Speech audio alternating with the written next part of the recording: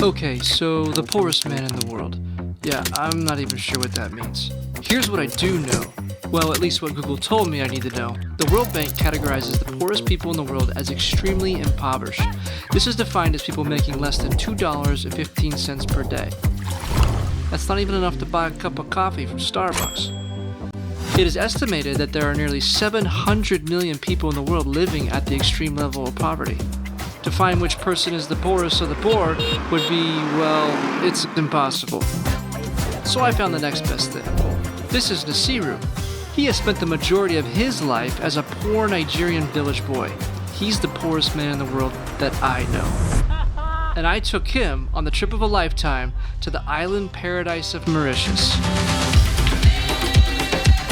This blew my mind.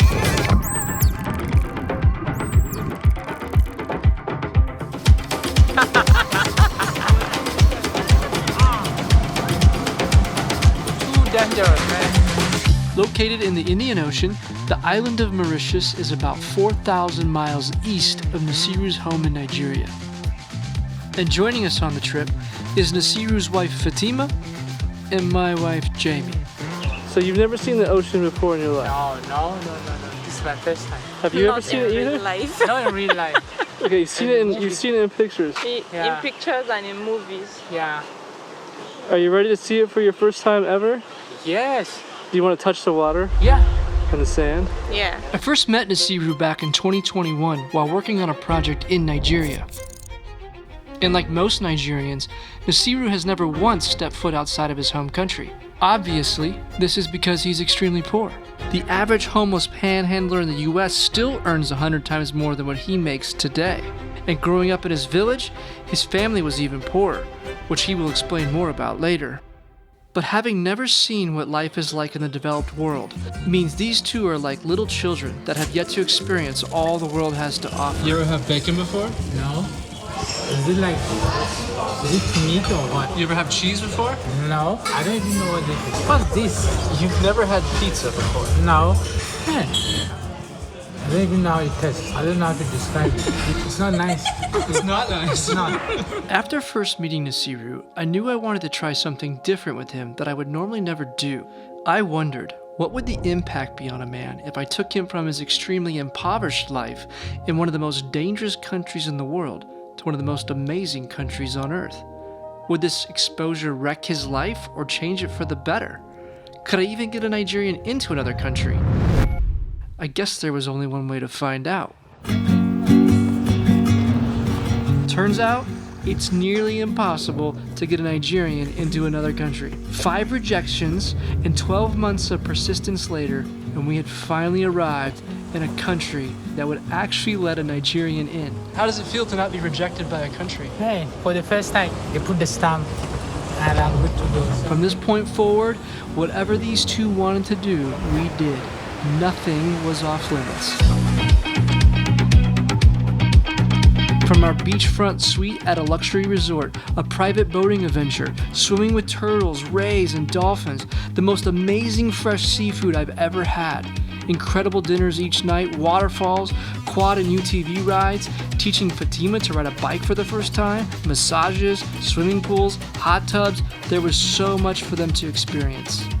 In all, there were well over 100 things that they experienced for the first time in their lives. You're gonna touch the Indian Ocean for the first time in your life. Let's see it.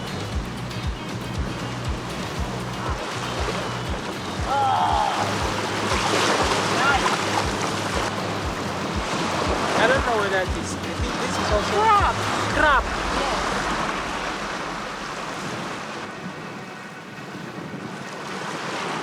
Wow. Are you serious? It's so salty. Oh. First time in the swimming. First time swimming inside an ocean. In an ocean. Oh, I thought it was your first time swimming ever. Yeah. So you're not gonna drown. Yeah. You know how to swim. I hope so. Oh, okay. I hope so too.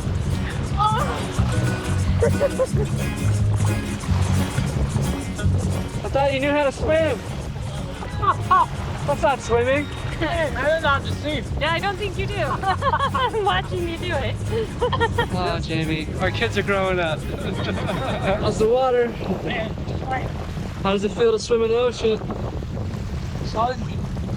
He had no idea that seawater is salty. One of their favorite experiences was a couples massage. And much like the ocean, they also had no idea what to expect. I gotta know, how was it? Sincerely speaking, I feel like a big man. First of all, being massaged on a very nice environment, and after that going to that small water beside, wow, I feel like a presidential treatment. This is something I will never, first of all, I don't even know that how it exists, not to talk of seeing it with my, I only see these things on film, like on Hollywood film. This is the first time I'm going to experience the jacuzzi, and it's so amazing how it's tickling my body, and I love it. It's so nice, it's so fun. This is without a doubt the happiest I've ever seen a man in my life. Did you enjoy the massage? Yes, I enjoy every time. I almost fall asleep, like I slept at some point. The lady has asked me to wake up so that I would turn. If not, I was sleeping and enjoying my life. It's fun.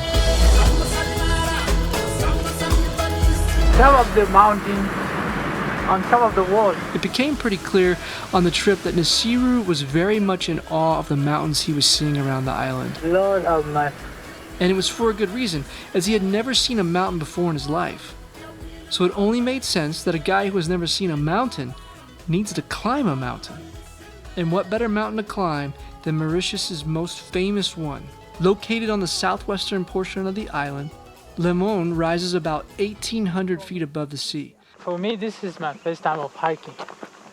I see people hiking, but I don't care because it's like a waste of time for me. So now you're wasting time. no, but now it's fun. Yeah, fun till we got to this part.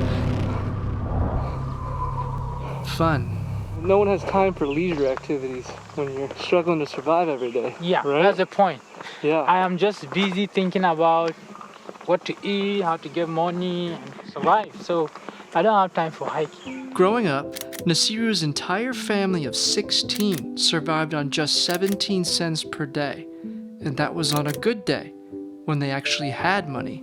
So my village, we're in the category of the poorest, in Nigeria. We're the poorest. You hardly see money, but we rely on farm. Sometimes it's 0 naira in a month. Like, I'm serious. There's no money. Sometimes no money at all. Did you starve ever as a kid? Yeah, many times. Sometimes we go hungry, no food. Sometimes no food, like we sleep with no food. So in village there are options of getting leaves, like you go to the bush and look for some leaves and just cut it and go and cook it. Cook the leaves? Yes, and eat so you can survive. How does it feel to see all the food, like when we go to these restaurants? So this is mind-blowing. Like, it's amazing to see. Back in our village, you don't even have food, not to talk of having choices of different, like we have, I don't know, like up to 30 different food or more than that. It's amazing to see that you have options. You struggle with just one meal, like one meal in a day. Like, I've never imagined just having fish for dinner, or maybe having just meat for dinner and some veggies, I was just telling him yesterday, I'm wondering, how can you just have fish for dinner? Like a whole fish for dinner, yeah. So it's really amazing. My skin has already changed. Like, I'm looking more fresh just within like a couple of days. Yeah, I'm looking fresh. I can see it, I can feel it that I'm adding weight because of the kind of food and the environment where we live. So this is like amazing. Until you overdo it. Moderation is key. We still have a bit of a ways to go. We gotta go all the way up there. It's quite the hike for somebody who's never ever been on a hike. Oh, It's definitely a you mean those real hike. two back there? So we're going way up there. Yeah. Is that a problem? Man, it's looking more hilly there. You wanted to climb the mountain. Yeah, we'll try. I don't know. It looks shorter, but it looks like the real hard part of the mountain. So we were just saying back there in Nigeria, in the church, when they pray, they are like, the God of ocean, the God of mountains, and they've not So this is seen really any. like we're seeing the, yeah, we're seeing the mountain, and we're Now like we this. see the ocean We're seeing the ocean. and the mountain. Now we understand what that song is. Now sing in our hearts. Oh, we see how big. We can do it. Maybe. Yeah, I think so. Your level of confidence is very inspiring.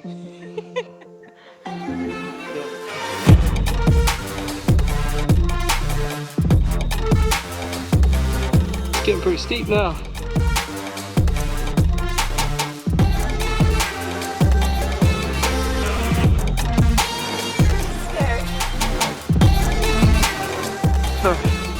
This takes 4 hands. Or, sorry, 4 points of contact. 2 hands. This takes 2 hands, 2 feet. I gotta put the camera down.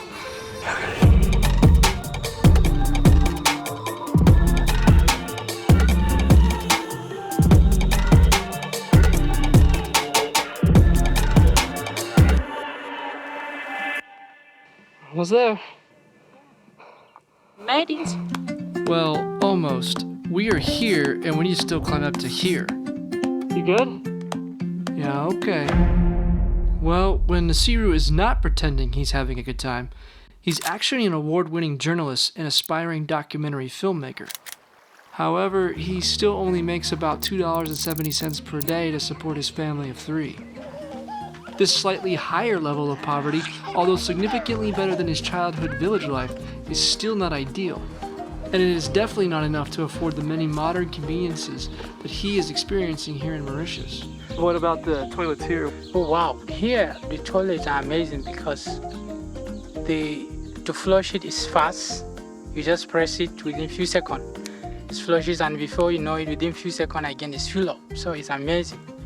It's so fast. As for his toilets back at home go, Toilet, they are not working. You have to use a bucket to flush it whenever you use the bucket. now this may not sound so bad, except in order to get the water for the toilet, they have to spend several hours each day fetching water from sources that are oftentimes located many miles from their home. This would be expected if they lived in a remote village somewhere, but they don't. They live in a metropolitan area of about 1 million people, and this is the norm. Additionally, all the water is highly contaminated with bacteria. More children die in Nigeria each year from contaminated water than anywhere else in the world. We don't have a shower, so all we use is buckets, like buckets, hand buckets. We fetch the water and go and bath with it using our hand. So we don't have a shower. Bucket bath. Bucket bath. So you've been enjoying the showers aspect Oh too? wow! I love the shower. I use the shower to bath like all the day. I love standing. The water is falling on me and it's so cool and nice. I love it. What about you? Yeah, I enjoy the bathtub more. Just get it filled up with warm water and lying. How many baths have you taken then since you've been here? I think almost every day I do that. Like Take a bath every day? morning and evening. Yeah. Yeah. Also, yeah, morning and evening. Yeah. Oh, so 2 a day. Yeah, So, twice. yeah, 2 yeah. a day. Because it's so interesting and it's so easy to bath. Just on the water and it will just run over you. How about that hot water? That's even the more interesting part because you have 2 different kinds of water, the cold water and the hot water. Often we forget that it's the small things in life that make the biggest difference. Like a simple hike to the top of a mountain. Sometimes it may just end up changing your whole outlook on life.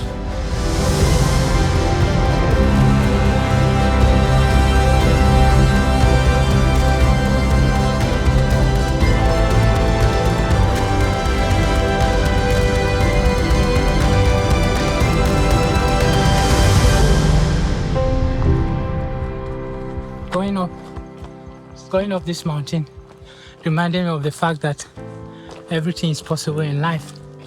No matter how tough, how difficult life may be, there's hope up there. You can make it. Because going up is tough, it's hard, it looks scary, it looks like at some point I'll give up, like I can't make it, but I changed my mind. But since people are going up, I can also do it. And I'm glad I made it. And with that, I knew our mission was accomplished. I feel like a woman. You look like one too. Like a what? A woman. Just absolutely lovely. Perfect. I think you have it all wrong.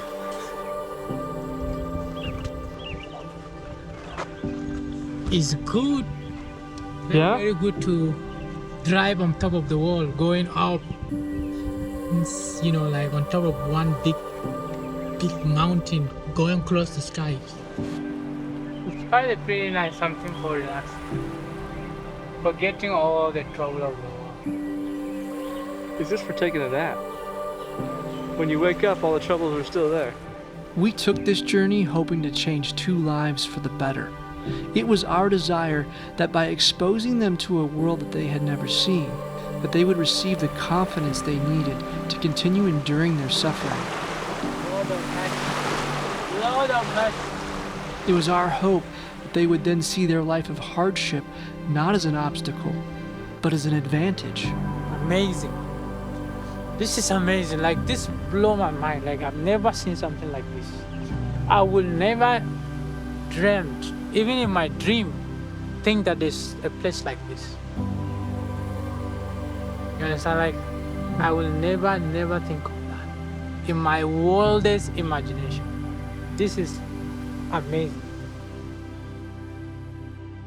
Dear Nasiru and Fatima, I know we never intended to make a video about our travels together, but I'm so glad we did. Taking you to Mauritius is truly one of the greatest honors of my life.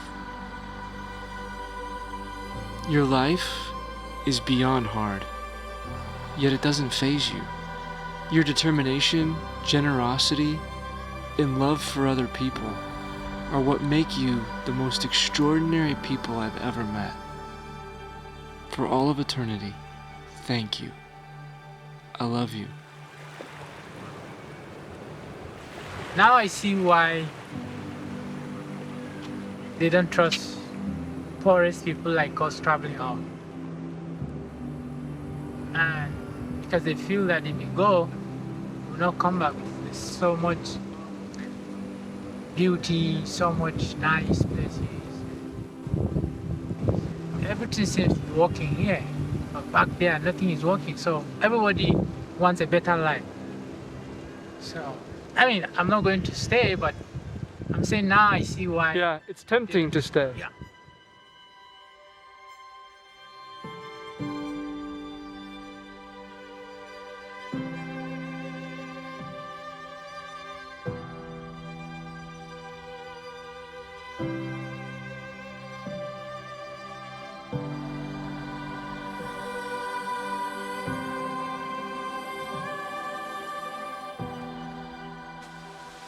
Ever since I met Steven, I started smiling again in my life. Really? You But didn't I used smile to at be that? oh, life was hard.